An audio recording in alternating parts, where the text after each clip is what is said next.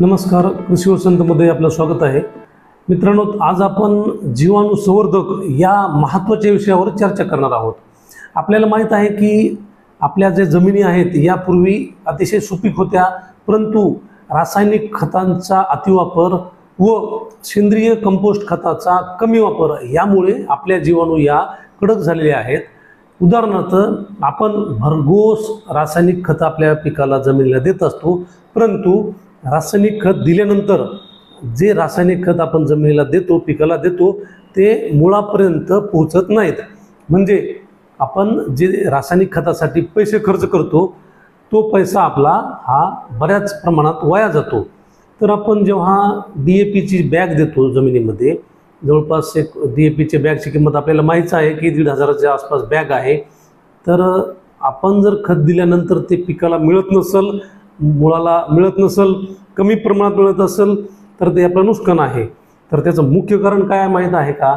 तर जमिनीमध्ये कमी होत असलेल्या सूक्ष्मजीवांची संख्या.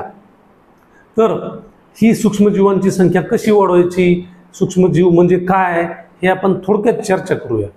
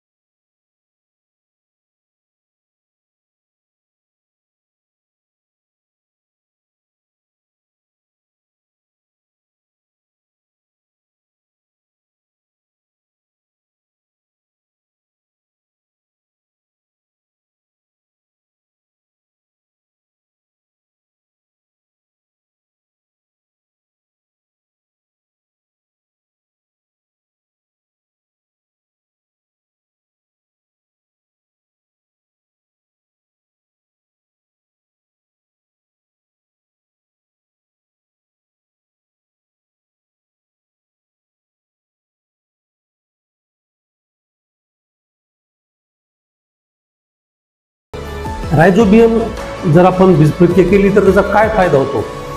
सर्वात महत्त्वाचं की रायझोबियम यामध्ये नायट्रोजन स्थिर करणारे सूक्ष्मजीव असतात, जे जमिनीमध्ये जाऊन त्याची संख्या वाढते, आपल्या पिकाला नायट्रोजनचा पुरवठा होतो आणि आपल्या पिकाची वाढ जोमदार होते. आपल्याला युरिया द्यायची आवश्यकता राहत नाही.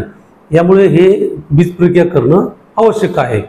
तर आपल्याला माहीतच आहे की रायझोबियम जे सर्व जीवाणू जे खत असतात हे कुठे मिळतात? हे कृषी विद्यापीठ, जैविक कीड नियंत्रण प्रयोगशाळा किंवा कृषी विभागाच्या मार्गदर्शनाखाली आपल्याला ते मिळू शकतात. हे जीवाणू खत बाजारात का बरं मिळत नाहीत? तर त्याचं कारण असं आहे की हे कमी तापमानात ठेवावं लागतात, त्याची किंमत अतिशय कमी असते. म्हणजे आपण जर 1 लिटर रायझोबियम घेतलं तर जवळपास 400 रुपये त्याची किंमत असते. आणि बाजारामध्ये जे दुकानदार असतात त्यांना यामधून जास्त नफा वगैरे काही मिळत नाही, म्हणून ते ठेवत सुद्धा नसतील कदाचित.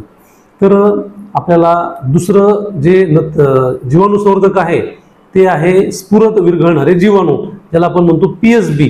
म्हणजे आपण जसं बघतो तूर आहे, तूर पिकाला कडधान्यवर्गीय जी पिकं असतात त्याला स्फुरद प्रमाण जास्त असतं, आवश्यक असतं.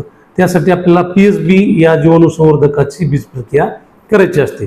तर प्रति किलो बियाण्याला आपण 6 ml बीज प्रक्रिया करून त्याचं आपल्याला माहित आहे की हरभऱ्याचं आपण जेव्हा पीक हरभरा उपटतो तेव्हा त्याच्या मुळावर अशा गाठी असतात. तर त्या गाठीमध्ये हवेमध्ये जे नायट्रोजन असतं 78% ते नायट्रोजन आपल्या गाठीमध्ये स्थिर होत असतं आणि पिकाला उपलब्ध होत असतं. तर आपण जेव्हा युरियाची 1 बॅग घेतो त्यामध्ये फक्त 23 किलो आपल्याला नत्र मिळते आणि हवेमध्ये तर 78% नत्र असतं.